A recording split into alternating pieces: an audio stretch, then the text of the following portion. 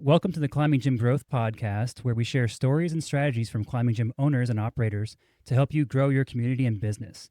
Today, I'm joined by Nicole Jolyn, General Manager of Alaska Rock Gym in Anchorage, Alaska. Thanks for joining, Nicole.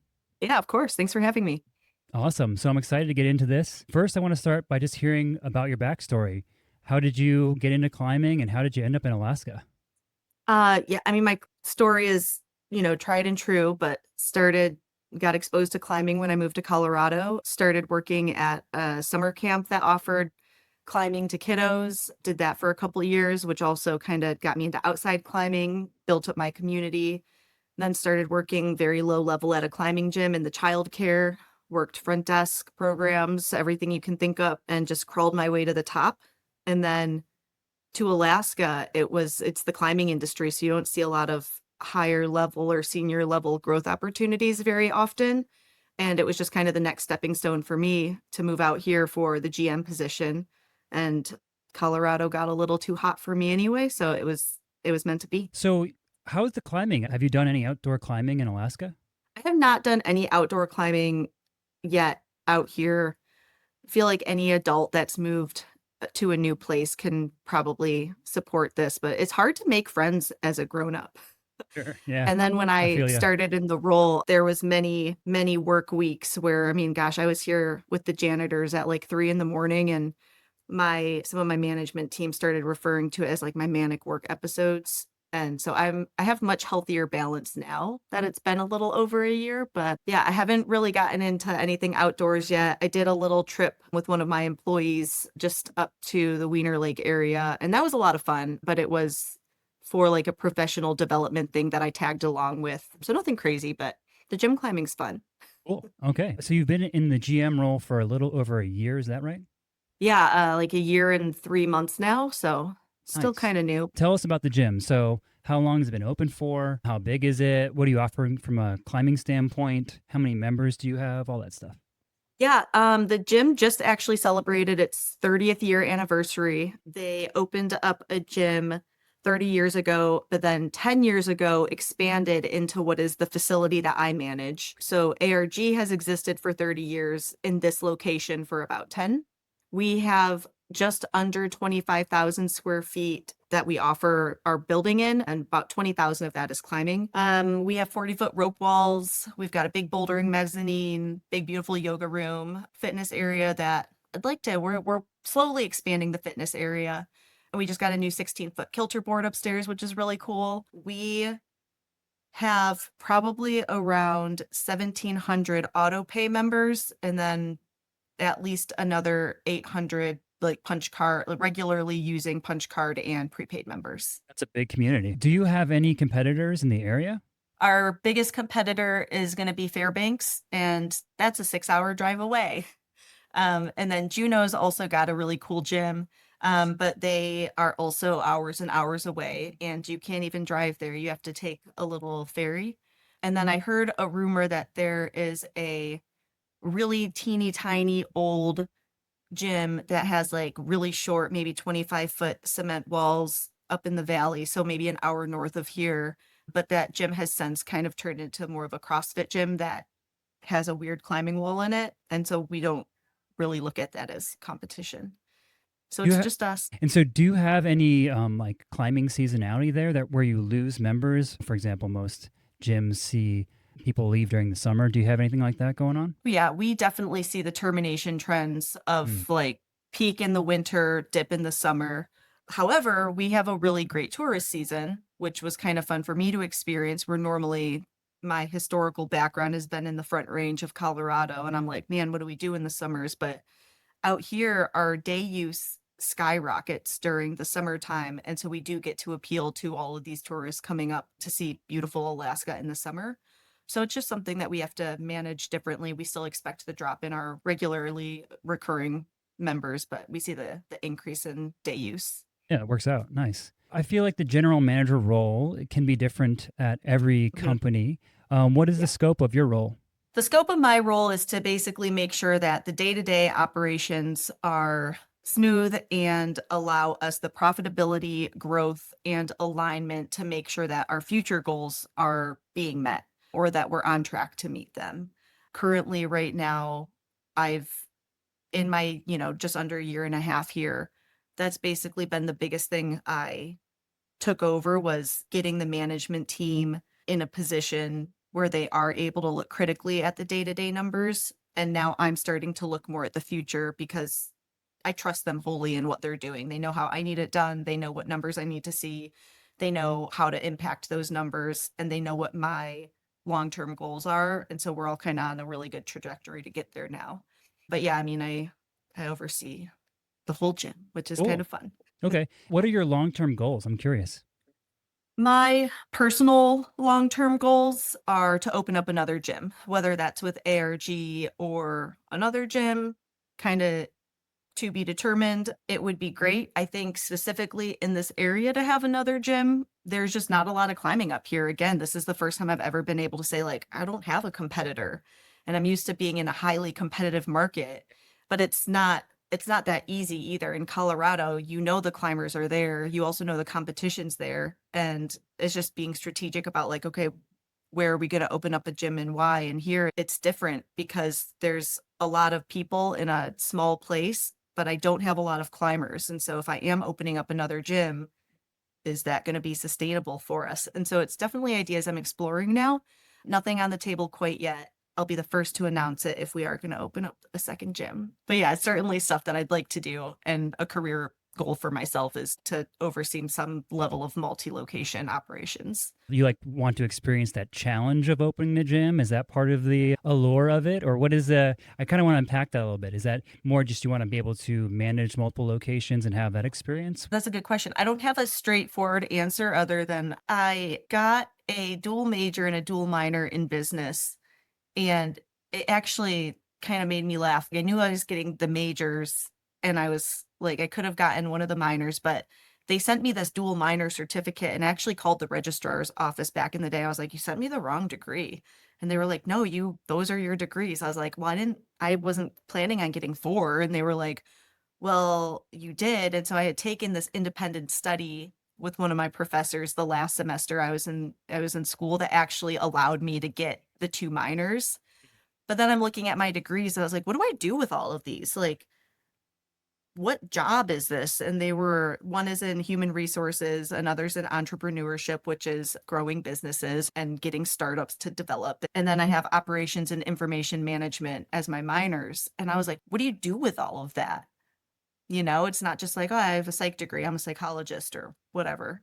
And it's kind of been fun in the climbing industry as an operations manager and now as the general manager. I found this weird thing where all of those degrees really support what I'm doing.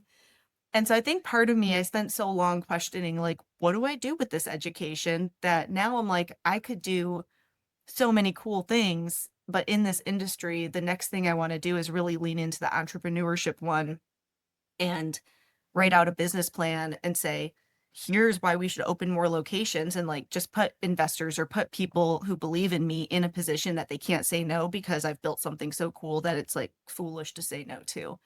And so I think there's like some personal, for me, like this is the niche industry that I'm in with these weird niche degrees that fit there. Yeah. And you want to put those skills to work, right? You're like, hey, let's Yeah, see if absolutely. let's test these theories and put them into Yeah, practice. yeah, Yeah. absolutely. Cool. And the business school was fun too, because they had us work on real projects that pertain to like industries that are happening now and to data that exists now. And I mean, we did a project for like Noodles and Company. We did a project for Danone. We did a project for businesses that are currently in existence with their current data. And as students, we got to use real time stuff to like do this. And now I'm like, cool, I want to do real time, like my own data. Mhm. So I think it's just an extension of learning for me. Yeah. That's probably why. That's cool. So Yeah. let's go back to the team. So you have a team of managers. What does that team look like? Yeah, I have 7 senior level managers and then I have 4 mid-level managers Mhm. slash baby managers. And those are 3 of those 4 are positions that I created when I got here. And again, it was just me creating stepping stones for people in an industry where growth doesn't always exist. That's important to me is people have a trajectory. And so those 3 out of the 4 positions I created, and I'm really proud of them. And so what are the positions? I'm just curious. So the 7 senior roles are pretty typical of your climbing gym. We've got our route setting, and then he's got one of the mid-level managers, assistant route setter. So that was one that was already in existence. And then I've got my business administrator, and I've seen this job called different things in different gyms. I've seen it called operations manager. I've seen it called front of house manager. Like I've seen it called a lot of different things, but what the business administrator does for me is everything front of house pertaining to memberships, pertaining to new offerings coming down the line. He oversees our front desk manager, who's the mid level manager, and she is responsible for scheduling the front desk, hiring and training new employees, and kind of those small day to day things. And then he oversees her, but he also facilitates the safety and training protocols, the rescue trainings with all staff. Anything that would happen if there was an emergency and any staff encountered the emergency, that they're all prepared to respond. He oversees all of that. I just tasked him with putting together a sliding scale membership program for Alaska Rock Gym, and he just went live with that. We're still kind of in the pilot stages, but it's going really well so far. And so he's my senior manager, and then the front desk manager, as I just mentioned, they're kind of their own category. After that, I've got my controller, and he oversees all of our accounting, and a good portion of our human resources. He's also kind of our in-house IT tech guy. And then we've got our true operations manager, which again, this role is called many different things in the climbing industry, but in regards to the business industry, in regards to if you Google what does an operation manager do, like this is truly what her role is. She makes facility SOPs for if here in Alaska, if there's a volcano, what do we do? She spearheads all of our emergency response protocols and then implements the trainings with the business administrator. She's been fundamental in spearheading all of our large scale events. And so if we're doing any coordination with USAC, or if we need to talk insurance, like is our insurance covered, or are we covered in insurance with this? She oversees all of that. She's also spearheaded putting an employee handbook together, more so than what existed before, but like a very formal one that people have access to. It's up to date. She also does all of the facility maintenance as well. So again, she's kind of true to what that role is. She oversees one of our mid-level managers, who's our retail department. I developed a retail department when I got here, and that was just an opportunity where I saw a person who wasn't thriving in their current role. And I looked at their skill set, and I looked at the things that they don't like doing. And I was like, what do you think about this position I would create for you? And she was stoked on it. And I'm so thankful that I trusted my gut on that, because she is thriving in her role. And so our operations manager oversees her mostly simply because the ops manager has background in retail. And so it made sense. And I didn't want to take on another direct report to me.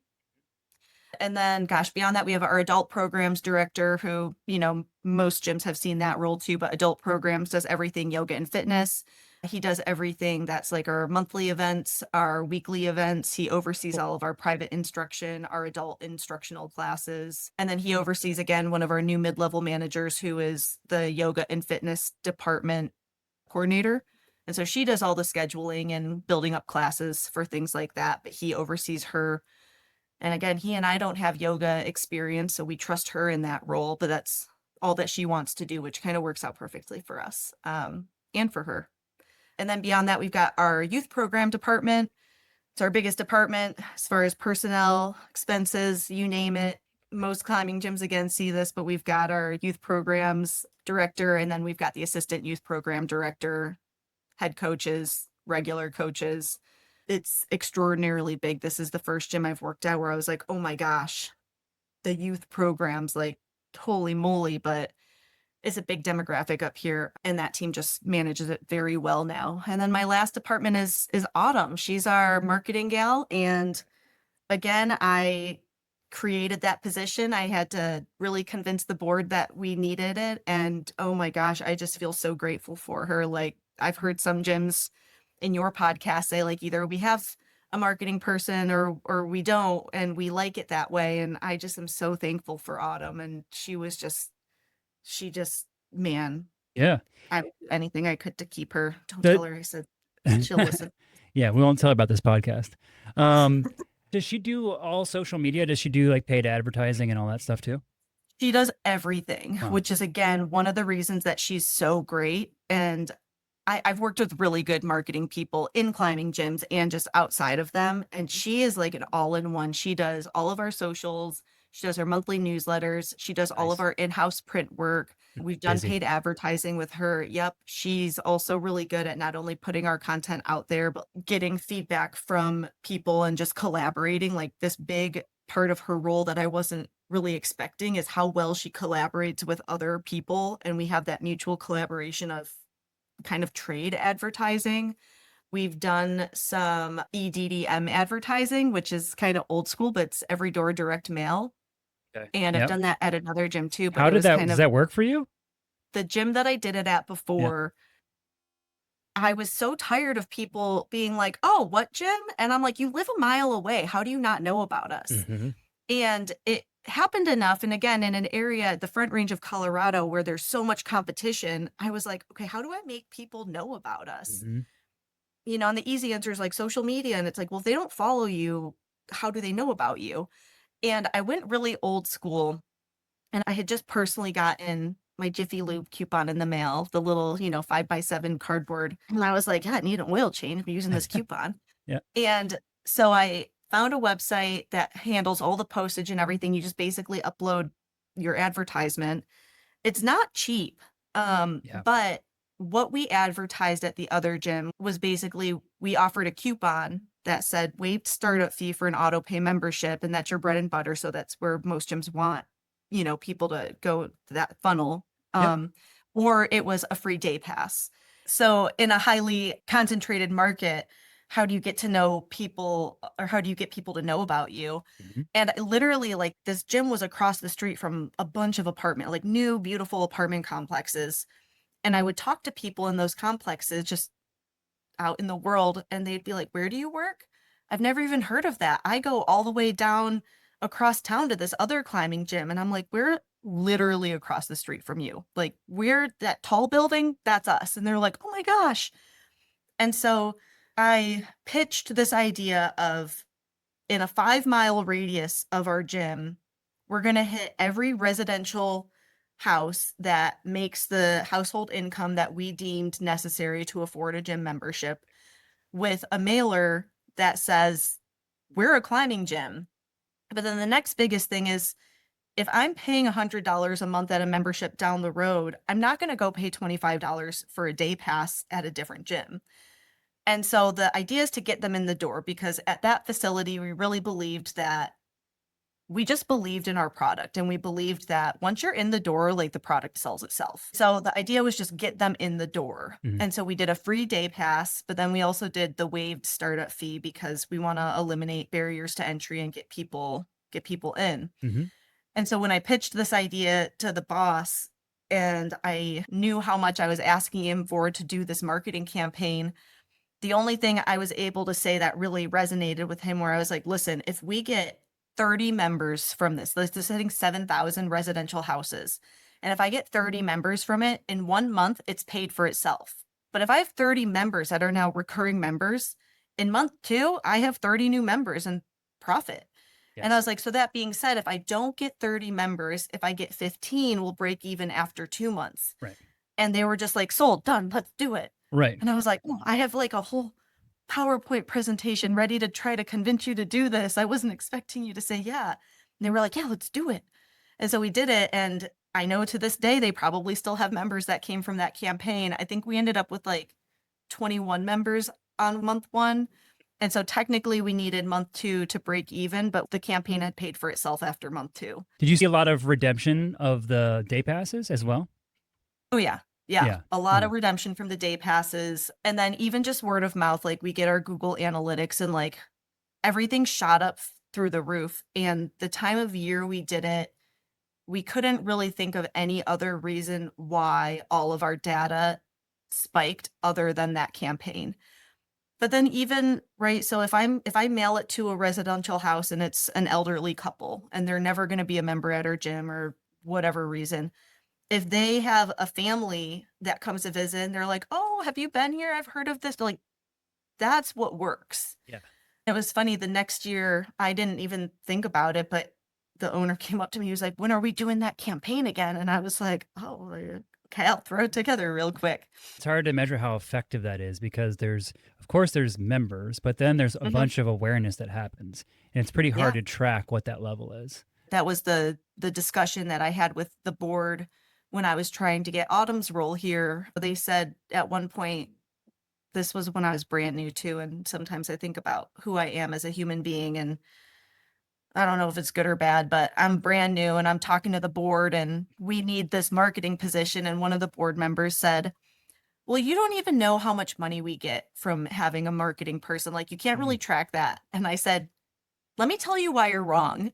I just went into this whole thing on how you can find ways to track it. And I don't think it was negative. One of the other board members was laughing and told me the next day, and they were like, "Oh my gosh, that was so funny." I was like, "Okay, good. I'm glad you thought it was funny because I was having a panic attack all night about You're like, did I being so overstep my bound? straightforward." Yeah. Yeah, but I got Autumn, I got my marketing gal, and I think that she has just done so much for this gym that I don't even have to it's not a discussion anymore. This was well worth it. And so, as far as tracking how much money you're getting from marketing and advertising, obviously you can do that when you're running paid ads because Facebook and Meta make it Mhm. pretty easy to Yep. get that pixel so they can follow the purchase. How would you do it for like general social media posts or more organic things like that? Social media, everyone's first go-to is like, "Put it on social media," Right, and exactly. I feel for the marketing people who are like, "Can't put everything on social media." Yeah, I mean it's like the main Things. tool everyone uses, honestly. Like Yeah, I talk to new business owners all the time and they're like, "Hey, like we just ran social media posts and that's how yeah, we brought awareness to our gym." And it works in some ways, but it's like how do you know how effective it is? You have a certain number of followers, but they could be local or not local. They could just like your content. So you yeah. can't really equate those to people coming into the gym. It is tough to do, but one thing that I know Autumn has done, I'm just gonna this whole podcast is gonna be how much I love Autumn. But, I know that her personally, she tracks how much growth she has brought specifically to social media. Okay. She's tracked the growth that she has implemented to Alaska Rock Gym social media since she started. And some of the metrics she uses is engagement. So are people commenting or liking, clicks? And so if we do put a button up on a story, like, are people clicking it? She obviously tracks how many people are following us.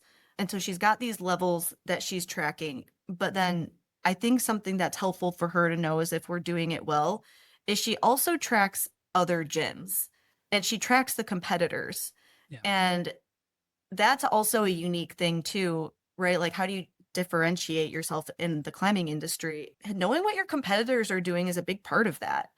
And so if we're rising and other people are falling, it kind of gives her an idea, or if other people are just falling in general or rising, what are they doing? What's causing that change? Um, and so she's really mindful of that.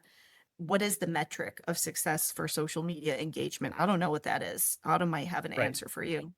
I Right. don't know what it is. Yeah, exactly. Um, It's hard to know, but I think the idea of tracking competitors gives you at least a baseline to compare to, mhm. which I think is super Yeah, smart. and I was just chatting with Autumn, and we got some feedback that was like, "Oh, we wish we saw more," and this was from internal feedback from a staff, and they basically said, like, "We wish we did more, like, very specific Alaska Rock Gym content." Mm. Autumn and I kinda had this discussion about it where I was like, "Okay, well, the numbers don't support that, period." But then I was kinda like, "But what's our end goal? Is our end goal just having the highest amount of followers? Is our end goal having the highest amount of engagement? And if that's not our end goal, then maybe this is worth reassessing." And so it was kind of a fun conversation that we had, but then we also look at, right, like, there's a reason things trend, it's because that's what the people wanna see. Right. And we've posted a couple videos that were very trendy, and they went off the rails. We posted this really cute hug video, Oh, I saw and that. we just made yeah, it's Yeah, it's so awesome. cute, Yeah. and, like, it got, like, 350,000 views, Yeah. and it was, like it was kind of like a too long video in my mind, but like getting to people's emotions, like that's the thing that people want to see. And way back in the day at another gym, I did the ghost trend where, you put the ghost on and there's the music and the sunglasses. And I did it. And I had people like my friends back in Michigan sending me that our video and being like, this is so cool. Your gym should do this. And I was like, that is my gym. I'm the ghost. That's me. Surprise. Yeah. And so there is a level of, if your end goal is we want the highest amount of views, we want the most engagement, it may not be able to be the really small local, like, well, this is our small community because other people don't resonate with that. But finding that balance of, if that is our end goal, is like we just want to be close knit community, then we should lean into that. And so it prompted this kind of fun conversation with Autumn. Like, okay, well, what is our end goal? Yeah, it's really hard to say, right? Because the broad awareness does help in a lot of ways when people see it and they have friends in Alaska maybe and they're like, hey, let's go check Yeah. out this gym. Or if they're visiting for the summer, they have more awareness of it, right? Oh yeah. So it's hard to measure what the effects of that are. Um, Yeah. but but of course, having the local content where you're connecting with your local community and members is also obviously pretty effective as well. So you said that you have metrics for all of your gym managers. I'm kind of curious. So it sounds like you have a lot of roles and they have pretty defined roles and responsibilities for all of them, which is not always the case for most gyms. But like, let's say for the business administrator, is that right? Yeah. What would you say some of the metrics you're tracking for them are? Well, I mean, the standard ones for him would be membership growth. I'm kind of having a unique balance here in Alaska where when I got here, there was some dumpster fires we had to put out as per any transitional thing. But now that I feel like everyone's in a really confident and comfortable place in their roles, I'm able to start leaning into those kind of KPIs. And with his name's Gerald. And if anyone has been to this gym, they know who Gerald is. He's just 10 out of 10 human being. I'm really grateful for my whole team right now. Really grateful for Gerald. Um, some of his are just business growth, and something that we are currently working on is training our front desk staff to recognize that this job, I always say 50% of the front desk role is sales and 50% is customer service. Yes. And I was just listening to another podcast, but someone in the climbing industry said that the word sales and like front desk people is like so icky. And maybe it was you. Was Yeah, it it this could have been this last? podcast. Yeah. Could have been your I podcast. The said last. people are allergic to sales That's in probably the what it climbing was. world. Yeah. I'm quoting you, Chris. You Yeah. said Yeah. people allergic to sales. Yeah. But the reality is like when I listened to that, I was like, that's what I'm saying. If you don't believe in the product that this gym is selling, and most gyms are selling the idea of health and wellness, period. It's the idea of whether it's your physical health or your mental health, this is where you can physically get healthy or your community is, and your mental health can be healthy. And that's to me what we're selling. And if you don't believe in that, then you shouldn't work here. But then when you actually put them in charge of, like, I know some of our later questions, we talk about our conversion rates.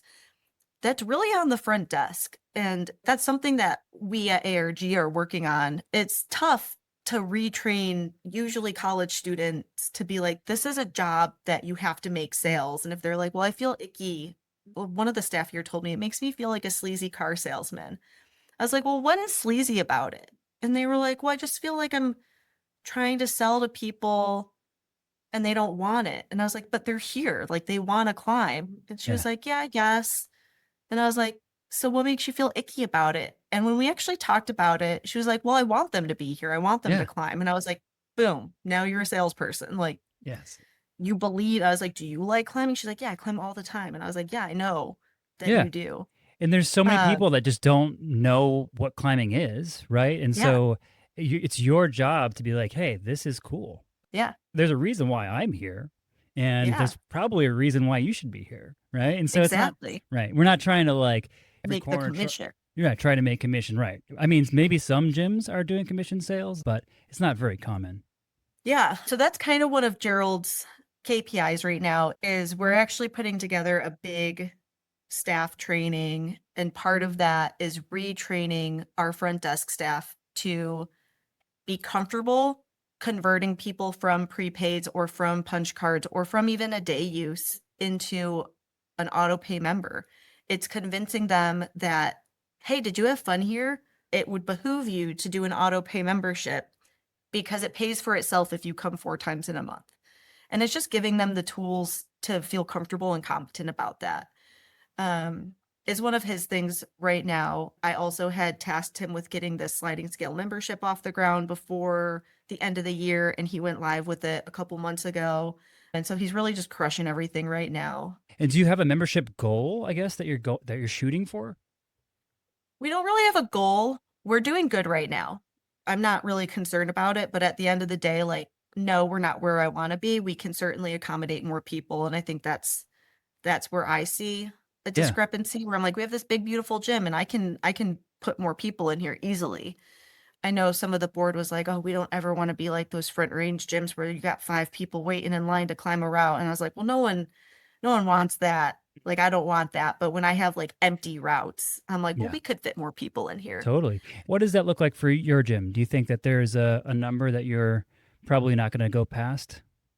I don't even know what that would be right now. If you count all of our members, auto pay plus prepaid, we're probably hovering around like 22 to 2300. It doesn't mean that all 2200 of our members are coming in every day or every other day. I mean, there's plenty of people that are like, I got to freeze my membership. I haven't been in a month. And I'm like, yeah. And then you have the guy that comes in every day. So something that we as a team are working on right now is trying to take advantage of when is the slowest times for us and how do we get people in during those times. Like, I don't have a goal necessarily, but I think having some evenness, like we're busy at any point during the day, would be probably a good indicator for me where I'm like, okay, now it's time to expand because we don't really have a very slow time. The age-old question: how do we maximize people using the facility throughout the day? Um, Mhm. I've heard of some people trying to do like off-peak memberships and off-peak day passes and things like that. What kind of things have you been trying? This was kind of weird for me, but when I got up here, we didn't really have anything other than just regular gym hours happening on the weekends. No groups, no birthday parties, no classes. And then during the week, there's so many things are packed in during the week. And they were like, we Week? don't have time. I was Mm. like, put some stuff on the weekends. Currently, right now, Alaska Rock Gym does not offer birthday parties. I wasn't here for the before. I just heard that they were a little chaotic and hard to manage, and everyone seems to have a little bit of like PTSD from them. And so I kind of was like, listen, guys, put stuff on the weekends or I'm going to bring birthday parties back. Yeah, yeah. And I like kind of gently had to like push them to open their minds to doing weekend stuff Mm-hmm. with the threat of birthday parties. And it worked. We have like some of our youth programming happening on Saturdays now. We've got instructional classes on the weekends now. And then one of the things that we did too, we get a really big clientele for groups, whether it's school groups or corporate events, but we do really good group events.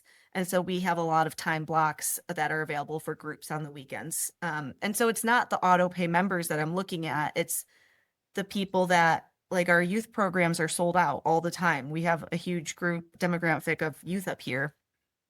And I'm kind of like, okay, well, if they're sold out and we don't have time Monday through Friday to put them, then put some on the weekends. And I think it was just kind of a new, fresh idea that everyone was like, oh, yeah. Okay. And so they're going really well now. And so those were just some of the small things that I did here. Birthday parties may or may not come back, Chris. We'll wait and see. But I feel like my historical experience with them has been positive. One of the other managers here who's worked at other gyms has also had a really positive experience with them. And I think that maybe down the line we could bring them back. We'll Well, I see. mean, how can you get new people in the facility without birthday parties? I mean, whenever I talk to someone new in the facility, they're like, yeah, I haven't climbed in a while, but I climbed when I was a kid and I went to a birthday party. And Yeah, you're like, yo, that's exactly. like 90% of people's first visit. But that's also right. Then there's cool things that you have to think about too. Any staff will tell you like, I don't want to belay a birthday party. I don't Mm-hmm. want to be a Mm-hmm. birthday party belayer. And I'm like, you have Tips. to bring the stoke every time. Mm-hmm. It's the same as teaching a person your intro level learn how to top rope belay class.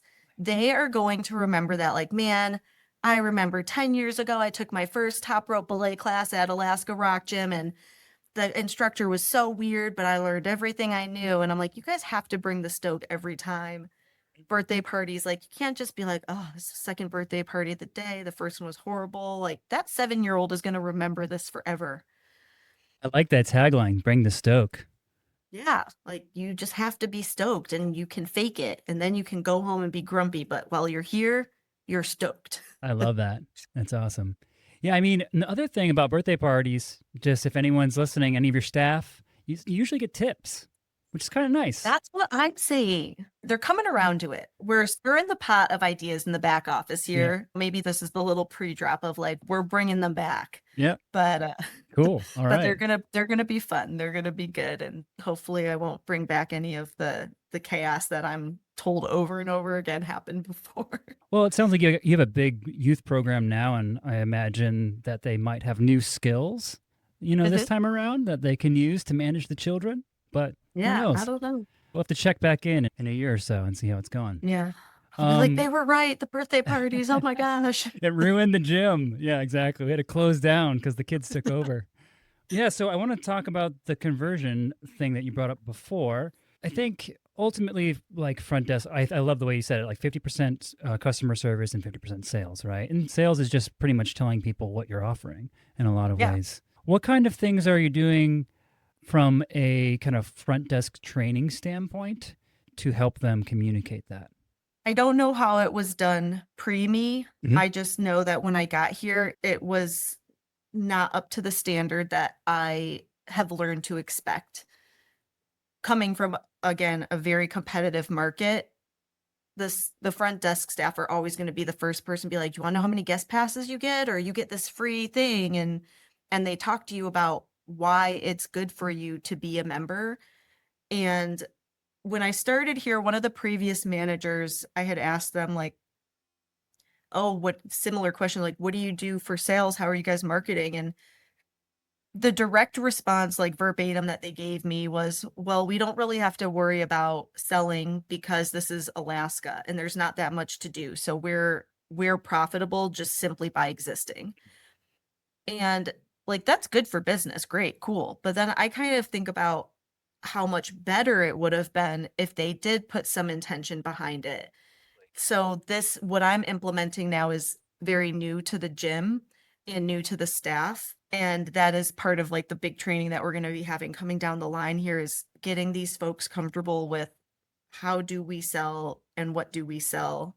I don't have anything concrete that we're doing yet. We're just building out, again, our training protocols, but to me, part of that is, like, I don't have to convince you, Chris, you used to be a head setter and or still a head setter? Still head setter, yeah. Mhm. Still a head setter, yeah, and, like, you live in the industry. I don't have to convince you that climbing's good for you, Mhm. but if you came out to Alaska, I would have to convince you, like, why my gym is cool for you to at least get if you're like, "Hey, I'm here for 2 weeks, I'm gonna do a punch pass." I'm like, "Okay, but how much are you actually gonna be climbing? Is the prepaid better off, or are you not gonna climb that much, but you're planning on coming back?" Like, it's to me selling you the product that best suits your needs. And people don't always know what that is because, like, they don't come and read our little price board always. They're just like, "I'm just here, I don't know." And, like, we need to tell them what they need. And that's a new lesson that we're gonna be training all of our staff on how to do that. Part of that is Okay. asking questions. "Hey, how long you here for?" "Oh, you just moved here." "Great." "Oh, you have a partner. We have a really good household membership. Like, this is what you get with it." "Oh, you have a kid. Great. That's twice per month you can bring your kid in for free because you each get a guest pass." And it's telling them what is gonna suit their situation. Yeah. And the bonus of asking all those questions is that you're connecting with them and Mhm. you're building a relationship. So in a lot Yep. of ways you're improving customer service Oh, because yeah. you're learning more about them and the customers feel like you're interested in them and hopefully you Oh, yeah. genuinely are.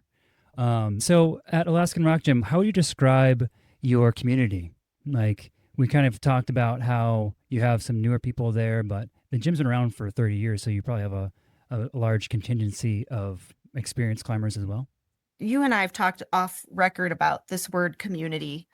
And it was a learning curve for me to come up to Alaska because to me, community has always resonated with like that third space. And I don't know if people know about this. It's like you have your home, you have your work, and then where's the third space that you like socialize or you go to and you meet. And so for me, historically, the climbing gym has always been people's third space. It's where the fun events are, and then it's where you work out, and it's where your friends are. And when I came up here, I didn't see that happening, but people, the staff especially, kept using that word community. And I just felt like there was this disconnect where I was like, I don't see any community here. I don't understand. And then finally, someone was like, well, we're serving the community by existing. Like, we're here to give the community something to do. And I didn't really necessarily like the answer to that, but it made me understand what they meant by community. So some of the things that we've done is made things mutually beneficial with our community. So we do First Fridays where we let our members, whoever's an artist or musician or they make homemade baked goods, we just give them a free space to come set up a table. We market them so they are, we put our entire marketing behind them. They have all of our people know about them and they just come and they can sell their art or they can talk to people. And that's been so great. These people come in and they're like, "Oh my gosh, I've been climbing here for years and I can't believe I've never thought of this. Thank you so much." And then they're building further relationships in the gym with people who are like, "Oh, you paint, I paint, or you do ceramics, I do ceramics." And then just making sales. Like they have a small Etsy shop. Let's help them. The same thing with, again, that word community. It's not so much of I'm a building that just exists. How do I get people to come in? One of the things that ARG has always done well is have dogs around. We are a dog-friendly gym with staff. Please, patrons, don't all bring your dogs in because then it's a problem. Mm-hmm. But we've always had dogs around. And so something that's personally important to me is giving back to the dogs and the cats that I used to foster. I still kind of foster. But we worked with the local animal shelter, which is great because he's also a member of our community. And I walked into the shelter one day and I said, I want to help you guys help the dogs. I'm from Alaska Rock Gym. And the guy at the front desk was like, oh my gosh, wait. And he went and got Logan, the shelter manager. And Logan was like, I'm a member at your gym. I was like, I've Nice. seen you. And he was like, I've seen you. And so now they've come in and we did a puppy kissing booth. And the members love that. Any member loves dogs. We've done adoption events. We have done food drives. We also helped them launch a program they have called Tales on Trails. And it's basically like you go to the library and you rent a book. You can basically go to the shelter and rent a dog for the day and take it out on a hike. And it's good enrichment for the community. It's good enrichment for the shelter dogs. It also gives them publicity to get adopted. And then my low key little thing too is like, it's a little try before you buy. If you're a family and your kids are like, we want a dog, you can go take it for a hike. And if the kids are like, we hate picking up poop, then you're like, then maybe a dog isn't right for our family. And so working directly with the community is important to me where it is a give and take. Having the dogs here brings everyone joy. And it's also like supporting a local organization that's important to kind of everybody, unless you hate animals, and that's crazy. I love this idea because a lot of times when I ask this question, I'm kind of asking about the membership community and the people that are inside your facility. But I love that you're talking about people outside of the Yeah. facility, your general community, and giving Mhm. back to them as well, which I think is a Yeah. huge thing that people miss. And then same thing every time I go to the grocery store and the little Boy Scouts or Girl Scouts are there selling me their delicious treats, I give them my email and I say, hey, I'd love to have you guys feed a bunch of hungry climbers. And they always come in and make a killing because the climbers want snacks. And again, it's just this like mutually collaborative thing that benefits both. And to me, that's what the community is about. And so those are the things that I've really worked on here and I've gotten a lot of really positive feedback on. And so even though it's new, I would say that that's the focus and that's where we'll continue to trend towards is trying to make this that fun third space, trying to host events that include everyone. We just did a little kilter comp and it was still a competition, but like a low key one. 20 people signed up and we just basically picked, I think it was a V3 on the kilter board and it was the same climb. Anyone could join the comp and we just increased the degree of the board Cool. until people fell off and people Yeah, had so much fun and our setters did it and then we had some newbies do it. We had some that's cool. intermediate people do it. It was just this fun low key thing. But then people around the gym were like coming to watch and like hang out. And I was like, this is so cute. It's just like this really like there was no negative impact and like no big thing. The guy who spearheaded it, our adult program director, all he did was ask Autumn, like, hey, can you market this? It's really simple. Let's just let the people know. And it was like, that was it. The overhead was $0 basically. And like, it was such a fun little event. People are like, you're going to do it again? And we're like, yeah, someday. Yeah, and it can make a difference, right? Even the people spectating are like, oh, they might not know each other and might strike up a conversation, be like, that was pretty cool, like, and Yeah. get to know each other in that way. Yeah. So with these different community events that you're doing, what is, if you don't mind me asking, what is the monthly churn percentage at your gym? You said that there's some seasonality, so I imagine Yep. it's probably higher during the summer. But like in general, not in the summer, what does it look like? Our monthly churn right now, so I just looked at this kind of for this last month, and we're kind of ramping up into busy season right now. If I'm looking at our auto pay only, it's about 7%. It's higher than what I'd like to see, but it is what it is. And then if I include like prepaids expiring, which is weirdly enough, it's our number one reason that people leave or terminate is their prepaid expired. So with those included, it's 11%. Okay. And I don't like either of those numbers. However, Alaska's weird with the tourist season for me. It's weird for me because I need to have the short-term options for people because Totally. there are people who are here for a short amount of time. Mhm. I would like to see the auto pay lowered more, but it aligns with the reasons that we have for termination, and some of those are very much out of our control. So Yeah. I feel like 7% on the high side, but it's appropriate for where we're at and what we're doing. Well, yeah, you have such a big community too. What is, I guess this is a hard question to ask because it's hard to know what a good churn percentage is in the industry because there's not a lot of people sharing this information. What is your goal from a prepaid or sorry, a reoccurring membership standpoint?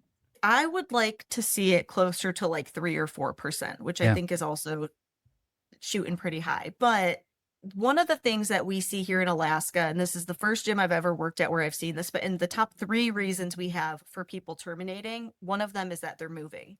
Yeah. And so there's the That's military a big base one. here in Yep. Anchorage, and it just seems like there's a very fluid level of people coming into the state and then people leaving.